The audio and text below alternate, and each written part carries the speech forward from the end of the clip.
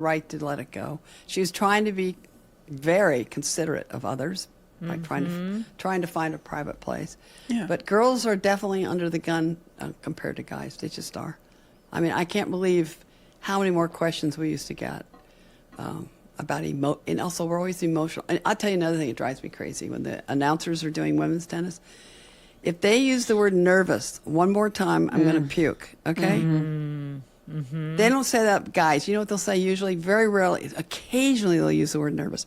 Oh, this guy's nervous, but they usually don't. They'll say it's really a tense moment right now. Yeah. Oh yeah, right. But he looks you tight. think you're going to say that when the girls are on? They're going to go, oh no, they're really nervous out here. And then I stand up. I'm usually watching on the sofa. So I stand up and I get so angry because I get so sick of the double standard.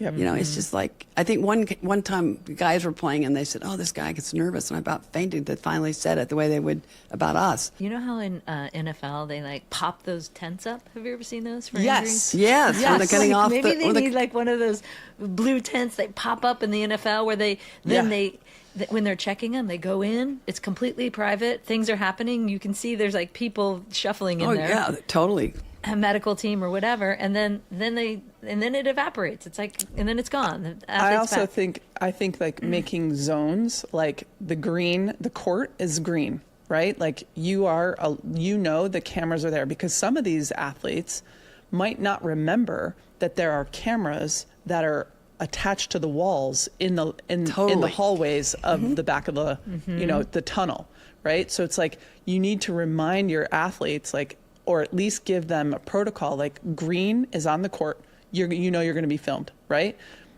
Yellow is like an area where the cameras are around, but you don't know if you're necessarily getting filmed at every single step. And then locker rooms and behind that door is red, right? Like no cameras are allowed in there. And I think we do need to create some of these boundaries for these athletes because content, every broadcast company, they want to get as much content as possible. They pay a lot of money to produce and to show these events on their channels and their systems.